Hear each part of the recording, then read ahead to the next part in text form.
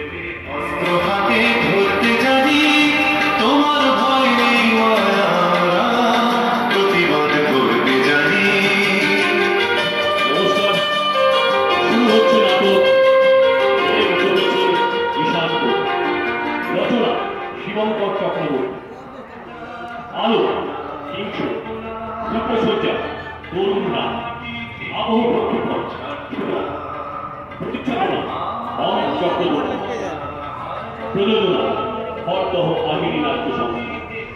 শুরু হচ্ছে নাটক মেঘ জমেছে ঈশান।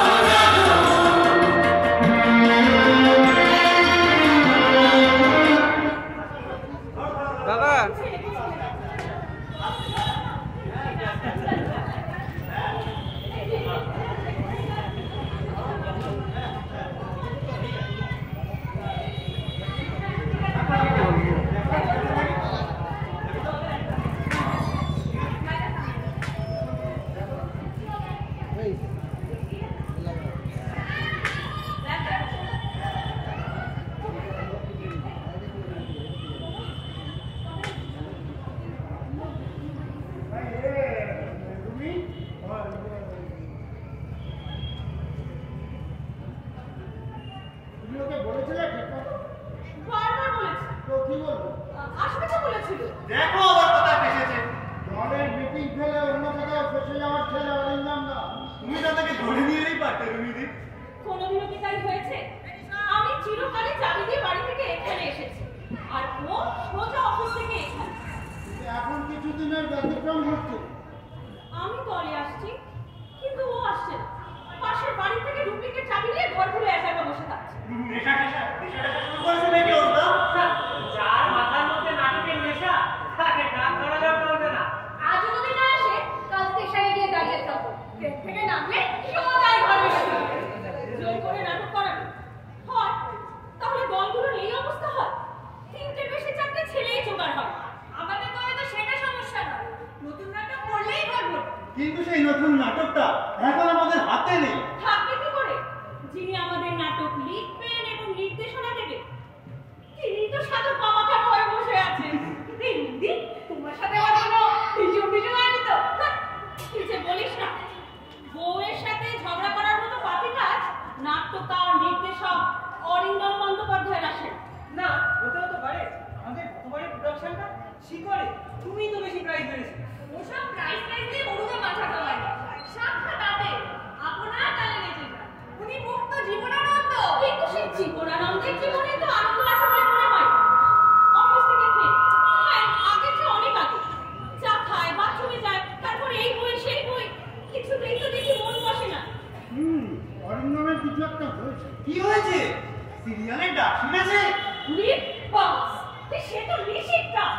এই আমি না একবার তাল তুলেছিলাম, চলো না বলে আমাদের নাটক টেলিকাস্ট করবার জন্য আমাদের নিজস্ব চ্যানেল চাই।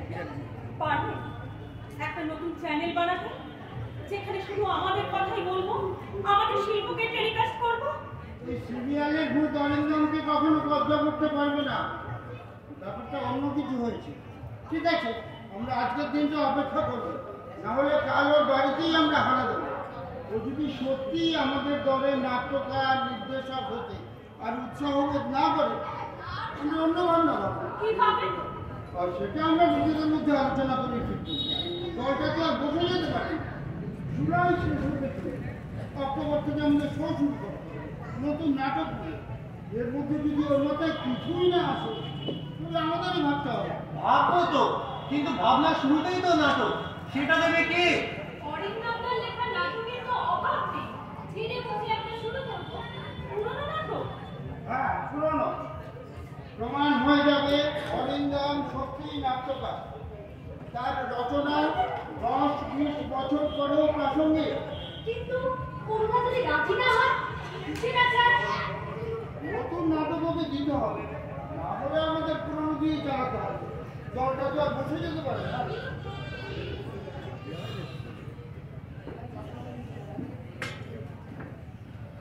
উনি এলেন। উনি বসলেন।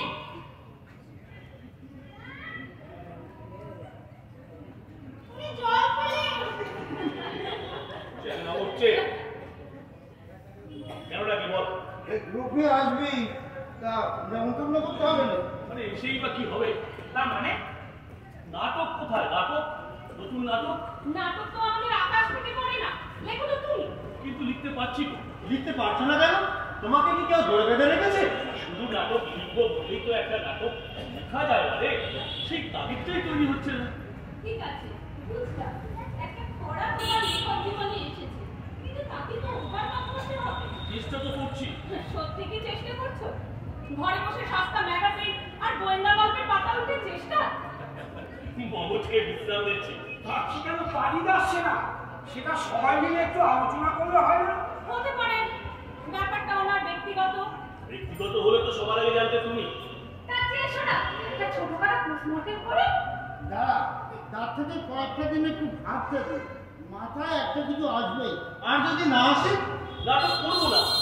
আমি কখনোই ফরমাইশি কাজ পছন্দ করি না। কিন্তু একটা ফরমাইশি কাজ করলে কি শিল্প সত্তার অপমান হয়? প্রশ্নটা তো অপমানের নয় না, অতটা হাতে লাগে না। আসল কথা হলো কোন চিন্তায় স্থিরভাবে দাঁড়া পাচ্ছে না, আর তাই নাটকও হয়ে উঠছে না। তাহলে কি একটা বছর বসে থাকবো? শুধু নাটক করবো বলে একটা নাটক ধরে ফেললাম, এটা আমার দ্বারা হবে না। যে কাজটা করবো তার প্রাসঙ্গিকতা থাকবে না। তোমার পুরনো নাটক কি নেই? আমার পুরনো নাটকগুলোর প্রেক্ষাপটের সঙ্গে আজকের পার্থক্য পাল্টে যাচ্ছে রাজ্যটা। হঠাৎ একটা রাজনৈতিক অস্থিরতা ওদের দিচ্ছে গোটা সামাজিক পরিস্থিতিকে। আমাদের নিজেদের মধ্যেই এতটা দোলাচল যে কোনটা ঠিক কোনটা বেঠিক আমরা নিজেরাই ঠিক করে উঠতে পারছি না। আপনার নিজের বিশ্বাস কি দৃঢ়তার মধ্যে ঘুরপাক খাচ্ছে দাদা? ওদের কাছে না চারিদিকে একটা অস্থির পরিস্থিতি, অথচ সাধারণ মানুষ কি ভয়ঙ্কর বিরক্ত। হয়তো বা পরোক্ষভাবে ভুল কথা, সাধারণ মানুষ মোটেই মানছে না, কারণ তোমার মতো অস্থিরতার মধ্যেই রয়েছে, কিন্তু নিজেদের রুজি রোজগারের ক্ষতির ভয়ে মুখ খুলতে চাইছে না। তাই কি পথে ঘাটে ট্রেনে বাসের আলোচনাগুলো তোমাদের কানে আসে, এমনকি খবরের কাগজ মিডিয়া তাদের মধ্যে হয়তো ভিন্ন সুর। বুঝেছি, কত কাগজ আর ম্যাগাজিন পড়ার এই পথ। আমি একটা প্রশ্ন করতে পারি? এখানে সবার সমান অধিকার। আমাদের আগের নাটকগুলোর বিষয়বস্তু কি কোনো রাজনৈতিক দলের বিষয়বস্তু ছিল? আমরা সামাজিক ন্যায়ের জন্য লড়াই করি, আমাদের শিল্প সাধারণ মানুষের জন্য। সেখানে বর্তমান রাজনৈতিক অস্থিরতার কথা আসছে কেন? আসে কারণ এই মুহূর্তে সমাজের ছবি আঁকতে গেলে কে ঠিক কে বেঠিক সেই সিদ্ধান্ত তাতে মনে মনে স্থির থাকতে হবে। তার মানে তোমার বিশ্বাস চূড়ান্ত নয়?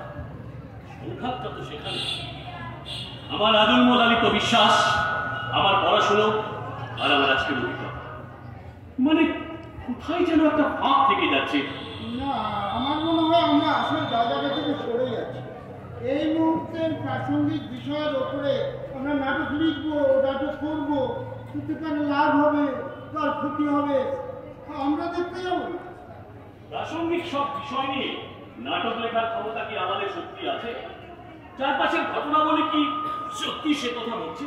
কি রকম আপনি ঠিক কি বলতে চাইছেন বুঝতে পারছেন না। তোর এখনো ম্যাচুরিটি আসে, তাই তুই বুঝতে পারছিস। আমার কথা হলো, আমরা কি সমাজের সব অন্যায় অবিচারগুলো তুলে ধরার ক্ষমতা রাখি? কোথাও কি আমাদের কণ্ঠ রুদ্ধ করে রাখা হয়েছে? আর যদি আমি কোচবিহারের নাট্যকে আক্রান্ত হওয়ার কথা কিংবা হাজার হাজার ছেলেমেয়ের কেরিয়ার নিয়ে যে খেলা চলছে সেটা নিয়ে নাটক তৈরি করে মানুষের কাছে যায়, কিংবা গ্যাস পেট্রোল ডিজেল ইত্যাদির মূল্য বৃদ্ধি নিয়ে এই সমস্ত জ্বলন্ত সমস্যাগুলোকে তুলে ধরে নাটক তৈরি করে মানুষের কাছে পৌঁছে দিই, সবাই কিন্তু সহজভাবে মেনে নেবে। একটা স্ট্যাম্প তোমার দলের উপর ফেলে দেবে, তা তুমি কোনো রাজনৈতিক দলের সঙ্গে যুক্ত না থাকলে। আসলে আজকের গ্রুপ থিয়েটারের প্রতিবাদের ভাষা হারিয়ে গেছে। কোনো নাটকে কোনো সামাজিক সমস্যা তুলে ধরতে সবাই ভয় পাচ্ছে, যদি বিরাট প্রচার হতে হয়। অথচ শিল্পীকে কোনোভাবেই বেঁধে রাখা উচিত না। শিল্প তার নিজের ভাষায় কথা বলবে। চাপিয়ে দেওয়া শিল্প কখনোই সমাজের জন্য মঙ্গলদায়ক হতে পারে না। এটা সমাজ যত তাড়াতাড়ি বুঝবে ততই মঙ্গল। থিয়েটার তাহলে কি তার সামাজিক গতি হারিয়েছে? বাঁধন কি আলগা হয়ে গিয়েছে? হয়তোবা থিয়েটার থেকে অর্থ উপার্জন মুখ্য হলে শিল্পটা থাকবে কোথায়? মানুষের থেকে, যার ফলে আমরা সরে যাচ্ছি আস্তে আস্তে। একটা মজার কথা জানো, আজকাল বিভিন্ন হোয়াটসঅ্যাপ গ্রুপে থিয়েটারের খোঁজ করলে প্রতিবাদ আসছে। বলা হচ্ছে ওটা নাকি খালি একটা বিজ্ঞাপন মাত্র। কেউ কেউ আবার বলে আত্মপ্রচার। এরা কোন জগতের মানুষ? থিয়েটারের সাথে অন্য বিজ্ঞাপনের তুলনা? ওরা এটা জানে না অন্য বিজ্ঞাপনে প্রোডাক্ট বিক্রি হয়, কিন্তু থিয়েটার বিক্রি হয়। থিয়েটার করবে না। হাই শট, বাঙালির মতো আত্মঘাতীটা আর কোথায় দুটো নেই।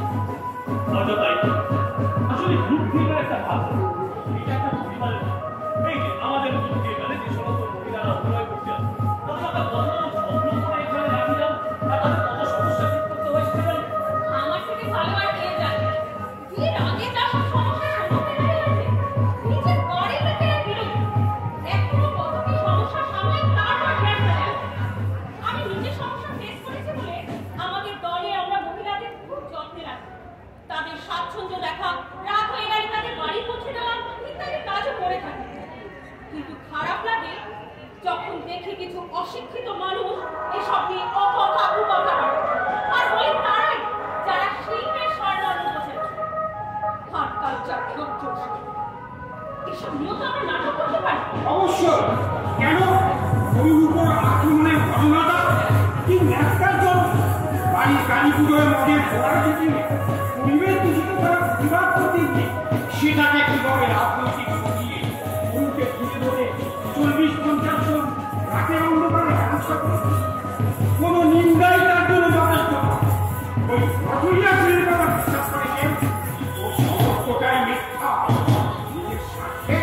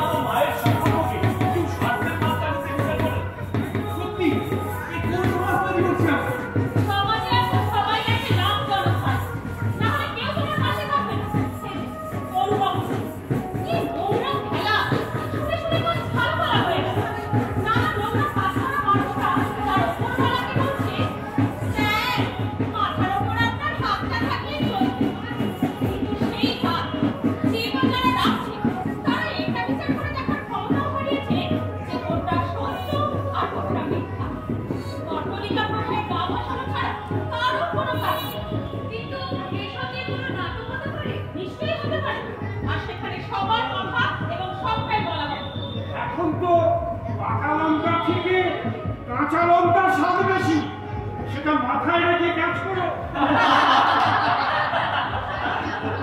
নাটক লেখা হবে, তৈরিও হবে, কিন্তু শো হবে। কেন শো হবে না কেন? প্রতিক্রিয়াশীলতা হতে দেবে না।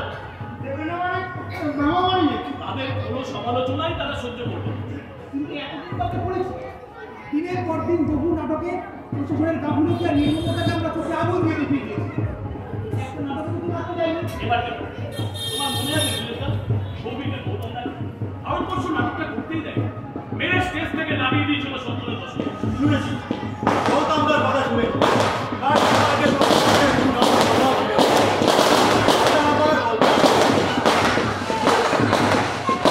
এইসব মানুষের মতো মহান তো আমি নই। যদি আমাদের উপর আক্রমণ নেমে আসে, কে আসবেই পাশে দাঁড়াতে? নাট্যকর্মীরা কি ভয় পায়? সুলেখা, তুমি কিন্তু একা না। তুমি আহের সম্পাদক, দলের সবার দায় দায়িত্ব কিন্তু তোমার হাতে। সেরকম হলে রিহার্সাল শুরুর দিনই প্রত্যেককে বলে দেওয়া হবে কেউ যদি ন্যূনতম ভাবে নিজেকে হিংসা চলে এসো না। এটা আবার কেমন কথা? দল তো তৈরি হয় সকলে চায় সকলে ভাগ করে নেবার জন্য। সেখানে একজন তো বিপদে পড়লে অন্যরা ছুটে আসবে না। না, এটা হয়। কি আশ্চর্য! এখনই এতদিনে কি লাভ? আগে নাটক লেখো, রিহার্সালটা শুরু হোক, তারপর দেখেন চাপটা কি হয়। আমি ঠিক একদিন তো বিখ্যাত মানুষ যখন বুঝবে, আর সেই ভুলটা যাতে একটু তাড়াতাড়ি বুঝতে পারে, সেই চেষ্টাটা আমরা নাটকের করবো না। আমি ঠিক ভরসা পাচ্ছি না। আর তাছাড়া এবার তুই গ্রামে গ্রামে সত্যি নাট্য প্রতিযোগিতা নাট্যোৎসবগুলো হবে। নিজের কথা মনে করে দেখ। সত্যি তুমি সব রকম নেগেটিভ নিয়ে বসে আছো, সারাদিন শুধু এসবই করো। আপনারা দোষ নেই। রোজ সকালে মানুষ শুনতে ভয় পায়। তার কথাগুলো আমি ঠিক করে বলবো। এভাবে কি চলতে পারে? তুমি বিশ্বাস করো? বিশ্বাস করি না তো, বিশ্বাস করতে পারি না তো। পারি না বলেই তো পুরোনো ঘটনাগুলো আমাকে কাঁদায়। পারি না বলেই তো এইসব নিয়ে হোক না আমাদের নতুন নাটক। এত কান্না তোমার মধ্যে, এত অভিমান তোমার মধ্যে, তবে কেন সেটা প্রতিবাদ হয়ে তোমার নাটকে ফুটে উঠছে না? লেখো, তুমি লেখো অনুদা, আমরা ঘৃণাটা করবো, কেউ না থাকো, আমরা পর্যন্ত তোমার বসে থাকবো। উফ, প্রচন্ড কঠিন হয়ে যাচ্ছে। আরো তো না, চাল আর চলবে না। না, আর রিহার্সাল, আর মিটিং, এরা বেশি করে টাকা খরচা করো তো। চায়ের সাথে একটু চা। হবে হবে, আজ আলোচনা অনেক দূর গড়াবে। এই, তুই আগে শুধু একটু চাবো তো, গলাটা আগে একটু ভিজু। আর আজকে স্পন্সর করবে আমাদের পদ্মা।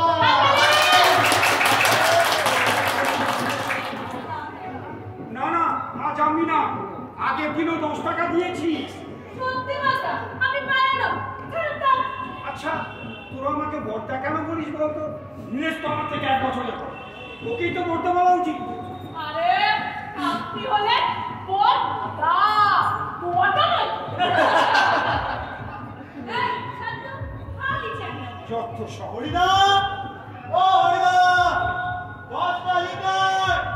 দিয়ে আসার লোক নেই, ইচ্ছে হলে খেয়ে যাও। কে কি গো? এ বাজারে তুমিও পার্টি করে নাকি গো? সত্যি শান্ত, তুইও না। এই ফালতু বকাটাটা তোর স্বভাব শান্ত। দেখ যে কচি হয়তো কোথাও কেটে পড়েছে, এখানে কে পৌঁছে দিয়ে যাবে? এমনও তো হতে পারে, হয়তো হরিদা আমাদের সঙ্গে সম্পর্ক রাখতে ভয় পাচ্ছে। সত্যি তুমি না মাথাটাই গেছে। কথাটা কে বললে? কোন কথা? পাল্টি খাওয়ার কথা। একদম পাত্তাই দিচ্ছ না, তাই বললাম। কেন পাত্তা দেব? দিনে তোমাদের 50 কাপ চাও বেচেছি, সেখানে 7 দিন পর মাত্র 10 কাপ, তাও নিকার বিস্কুট ছাড়া। কোন আল্লাহতে তোমাদের চা পৌঁছতে যাবো? অকাট্য যুক্তি। ওই শান্ত যাও, তুই টাকা নিয়ে আয়। কেটিআর রাস্তা দেবে তো? কবে না দেওয়া হয়। এই শান্ত, বল, ওই গ্লাসটা নিয়ে যা, একটু বেশি করে চা নিয়ে আসিস। হ্যাঁ ওকে বস।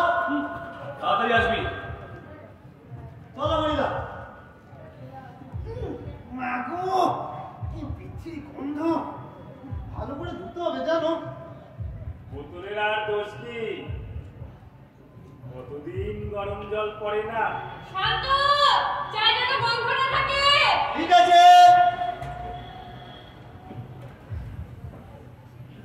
নিজের ভালোটা হরিদাও বোঝে, নিজের এই ছোট্ট দোকান, আর সাধারণ মানুষ বুঝছে না এটা কেন হচ্ছে বলো তো?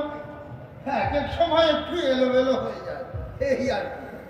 আর সেটাকে ঠিক মতো সামলে নেওয়াটাই তো যুগধর্ম। তাহলে আমরাও তো সেই যুগ ধর্মটাই পালন করতে পারি। কিভাবে? থিয়েটার বন্ধ করে বসে থেকে? না, ক্লাসিকে ফিরে গিয়ে। Shakespeare, the Ibsen. রবীন্দ্রনাথও হতে পারে, আর বীরেন্দ্রনাথ হলেও বাধা নেই। বাধা দিলে সব নাটকেই বাধা দেয়। অশুভ শক্তি কখনো থিয়েটারকে মেনে নেয় না, কারণ থিয়েটার জনগণের জন্য, জনগণের শিল্প, এবং সেই কারণে বাধা দিলেও আমরা থিয়েটারটা চালিয়ে যাবো।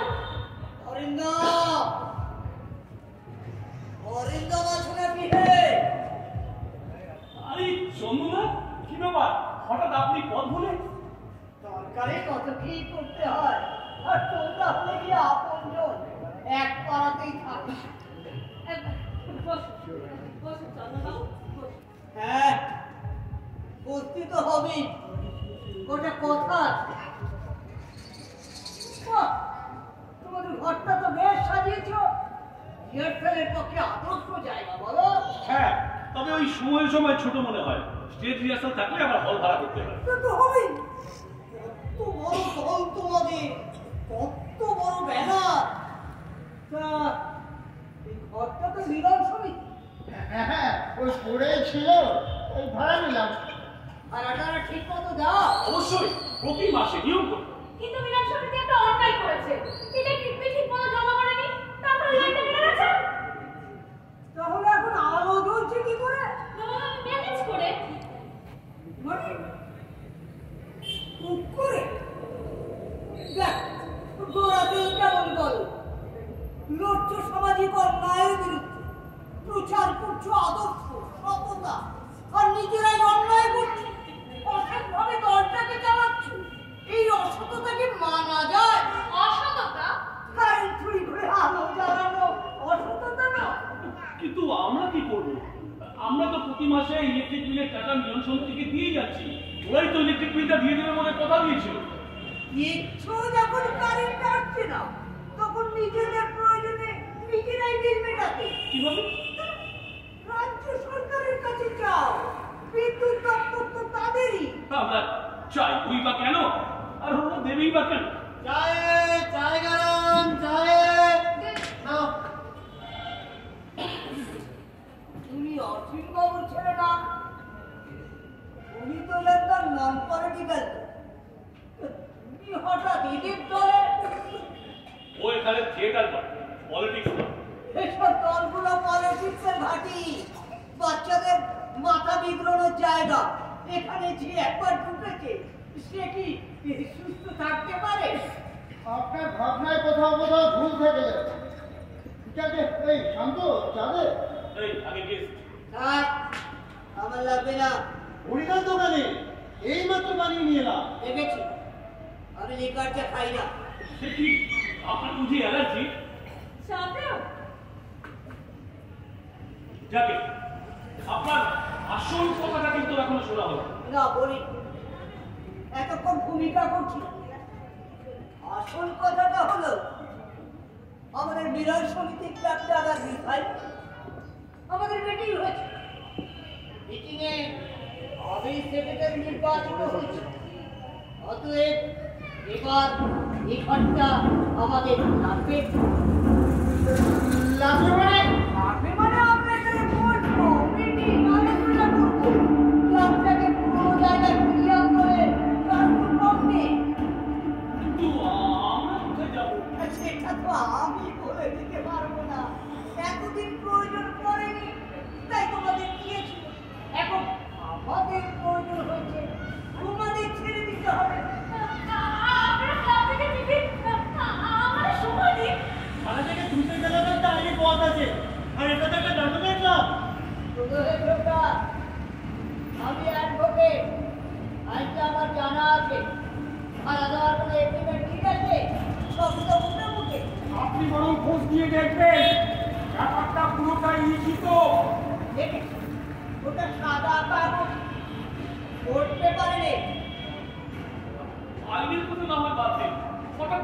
উঠে যাওয়া যায় না।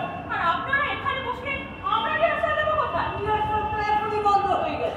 কতদিন পরে তো দেখি ঘরে আলো জ্বলছে। এরপর থেকে রোজই এ ঘরে আলো জ্বলবে। আমাদের নতুন নাটকের রিহার্সাল শুরু হবে। ওকে, আবার নতুন নাটক শুরু করে ওসব নাটক করে বন্ধ করো। কি হবে ওটা করে? আজকাল নাটক তো দেখে। তাছাড়া যারা ক্ষমতায় থাকবে তোমরা দিন রাত তাদের পাপ পাপান্ত করবে, আর আমাদের সেটা দাঁত পাত করে হেঁটে উঠিয়ে দিতে হবে। সেদিন চলে গেছে। আমরা শুধু শুধু আপনাদের বাবা কথা বলতে যাবো কেন? আমরা ন্যায় আদর্শের কথা বলবো। আপনারা তো নিশ্চয়ই তার বিরুদ্ধে নন। ওসব গ্যাসের কথা তোমার ওই দলের লোকেদের মনে উঠে যা। আমরা কোনো নির্দিষ্ট দলের লোক নই। আমাদের দল একটাই, আমরা আহিরি। এই ছবিটাকার বিখ্যাত নাট্য ব্যক্তিত্ব উৎপল দত্তে। উনি একটা বিশেষ রাজনৈতিক দলের লোক ছিলেন না। ওই ছবিটা তার। এই, আমাকে কি পাটা ভাবছো? উনি কি কোনো বিশেষ রাজনৈতিক দলের লোক ছিলেন? বেশি কথার পেঁচাল আমার ভালো লাগে না। শোনো, এটা আমাদের ঘর, আমাদের সম্পত্তি। তোমাদের জানিয়ে দিচ্ছি এখানে সব কাজ চলবে না। শোনো, আগামী সপ্তাহ থেকে এখানে শুধু নিলাম সমিতির সভ্যরাই বসবে। যদি ঝামেলায় যেতে না চাও তার মধ্যে তোমাদের মূল্যবান জিনিসপত্র সব সরিয়ে দিও। আমাদের ছেলেগুলো আবার হয়তো সব টেনে টুনে বাইরে নিয়ে ফেলবে। আপনার কথাগুলো শুনে না খুব অবাক লাগছে। হাসিও পাচ্ছি। বাঁচি বাঁচি। পাবে না? আপনি বললেন উঠে যেতে, আর আমরাও আমি উঠে যাবো। আমরা রীতিমতো ভাড়া গুনে তবে এখানে বসি। আমাদের একটা রাইট নেই। তোমরা অযথাই উত্তেজিত হচ্ছ। দেখুন যতদা, আপনি আমাদের সেই ছোটবেলা থেকে দেখছেন। আমরা তো এপাড়ারই ছেলে, আমরা তো খারাপ কিছু করছি না। আপনারা গ্রুপ থিয়েটার সংস্কৃতিটা তো খারাপ কিছু নয়। আরো কিছু এটাই বা বলি কি করে? লোক খেপার উঠে। কিন্তু আগেই বললে, আচ্ছা থিয়েটারটা কেউ দেখে না, তা যদি নাই দেখে তাহলে লোকটা আমার প্রশ্ন আসছে কোথা থেকে? ওকালতি মার্কা কথা বলো না। বেশি কথার মারপ্যাচ করো না, ছেড়ে কাপড় পরিয়ে দেবো। আপনি অযথাই গালমন্দ করছেন। একটু সুস্থভাবে আলোচনাটা হোক না। এখানে যেটা হয় সেটা সুস্থ। দিন রাত চেঁচামেচি, মাঝরাত পর্যন্ত হুল্লোড়, সমস্ত মেয়েদের সাথে একটা ছেলে রাতের পর রাত বাড়ির বাইরে পড়ে থাকা। খেতে আছে তো জানো না? তোমরা খারাপছে, তাই বলছি উঠে যাও, নইলে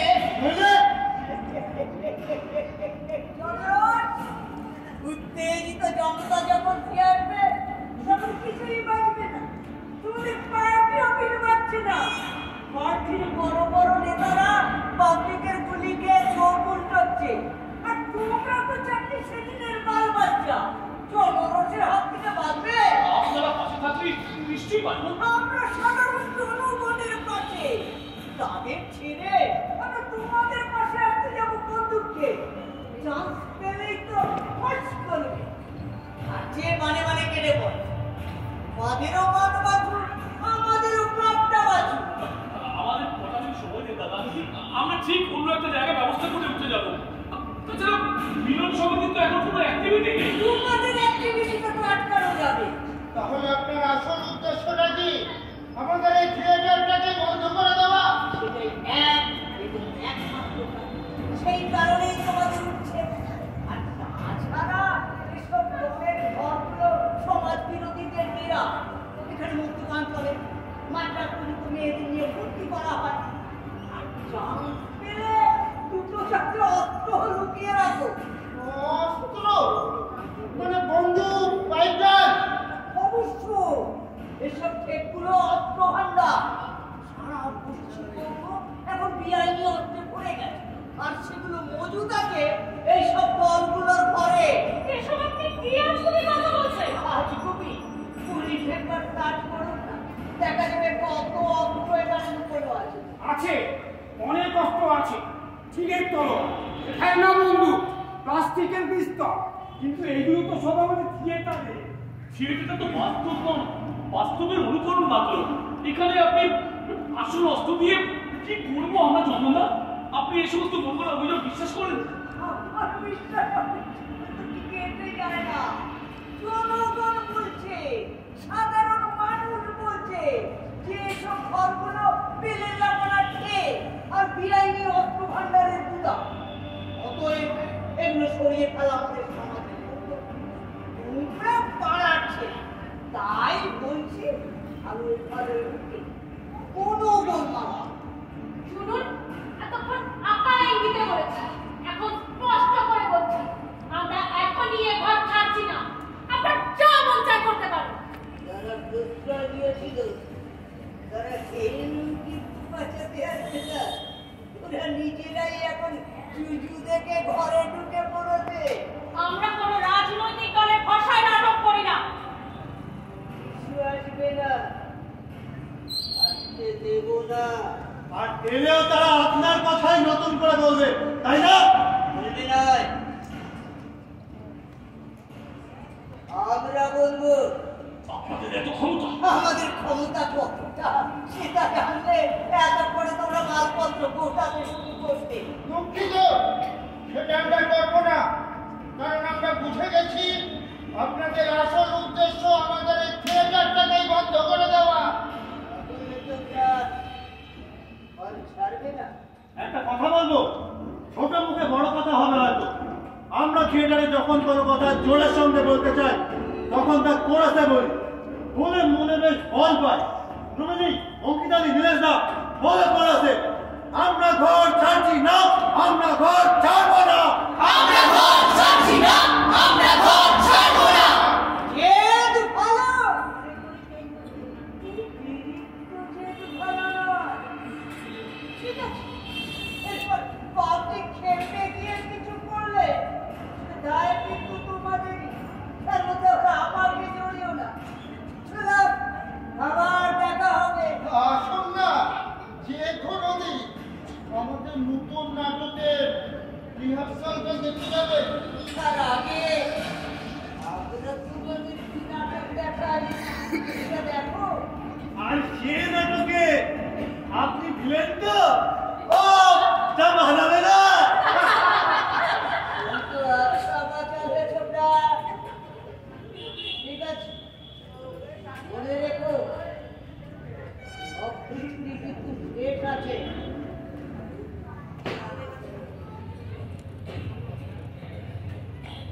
তোর একটা ওদের কাছ থেকে একটু বেশি কিছু আশা করেছিলে নাকি? কি করবি রে? কি করবো মানে? ঘর ছাড়া? কোনো প্রশ্নই আসে না। ওরা কিন্তু ঝামেলা করবে। ঝামেলা হলে শেষ করবো। আচ্ছা আচ্ছা, আমি বলি কি, যে কি দরকার আমাদের আরেকটা ঘরে? আমরা আমরা না হয় অন্য জায়গায় রিহার্সাল করবো। এইসব মালেদের মধ্যে বসে রিহার্সাল হয়? আমরা আমাদের কি দরকার আরেকটা ঘরে? আমাদের প্রত্যেকের তো নিজস্ব একটা ঘর আছে, আর আমারটা তো তালা বন্ধই থাকে। আমাদের কি দরকার আর ঘরে? তার মানে তুমি বলছো ওদের কথা শুনে আমরা ঘরটা ছেড়ে দেবো? তোর এখনো বয়স কম, রক্ত এখনো গরম। শোনো, ওই খরচার কোনো আসল কথা নয়। ওদের একমাত্র উদ্দেশ্য আমাদের এই থিয়েটারটাকে বন্ধ করে দেওয়া। আমরা কোনো মতে থিয়েটার বন্ধ করতে পারি না, তাই ঘর ছাড়ছি না। আমি একমত।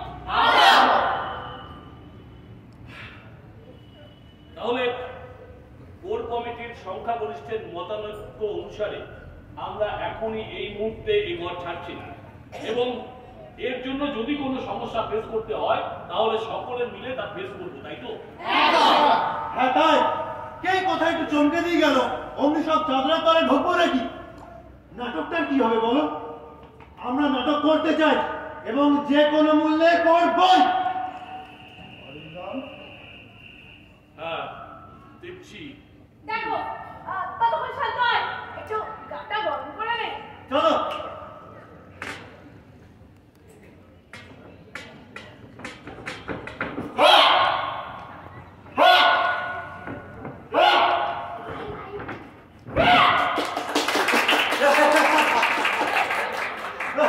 এই দিদি, আরে কোনটাই করে ধরো তো। কি ধরে বলতো? কেন? আমাদের গা গরমের গান, আগুন জ্বালো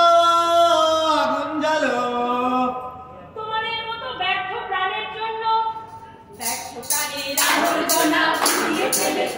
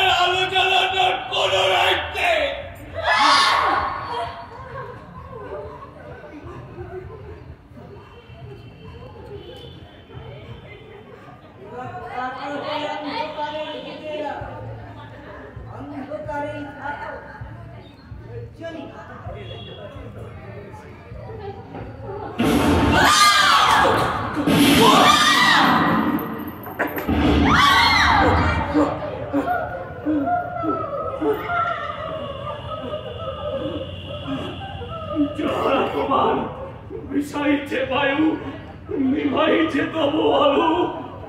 তুমি কি তাদের ক্ষমা করিয়াছ? তুমি কি বেঁচেছ ভালো?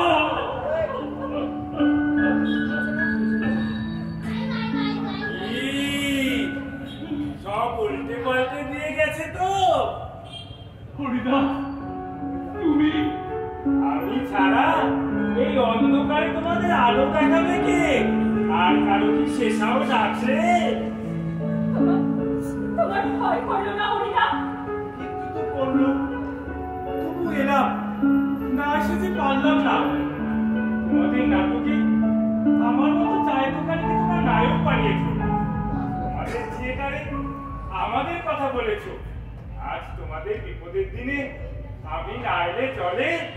নাও, ওঠো, জিনিসপত্র গুছিয়ে নাও। কিন্তু এই অন্ধকারে আমার চশমাটাও তো খুঁজে পাচ্ছি না। ওরা লাইনটা কেটে দিয়ে গেছে, এত রাতে তো আর চূড়া লাগানো যাবে না। আপাতত আমার দোকান থেকে লাইনটা জুড়ে দিচ্ছি, তারপর সবাইকে খবর দাও। দেখো আবার শুরু করতে পারো কিনা। শুরু তো করতেই হবে হরিদা। আমরা শুরু না করলে তোমাদের নিয়ে নাটক কে লিখবে? আমরা শুরু না করলে আমাদের নিয়ে নাটক কারা দেখাবে? আলোটা জেলে দিয়ে এক কাপ করে চা পাঠিয়ে দিচ্ছি, খাও, মাথা ঠান্ডা করো, তারপর ভাবো কাল সকালে উঠে কি করবে। শান্ত, মোবাইলটা ধরো।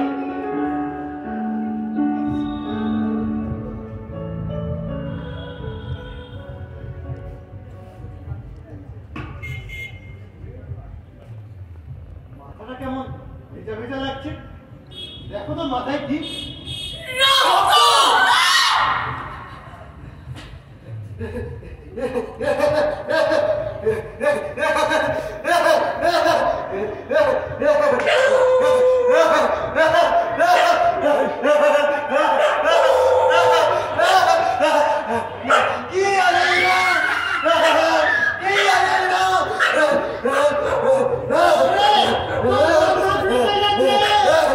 তুই আনন্দে না পাচ্ছিস? তুই কি পাগল? পাগল? কি বলছো? এতদিনে সত্যি সত্যি থিয়েটারের জন্য রক্ত ঝরাতে পারলাম। তোমরা দেখো,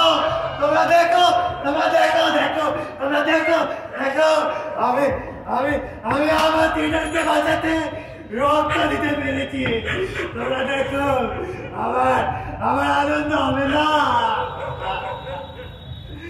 আমার আনন্দ হবে না।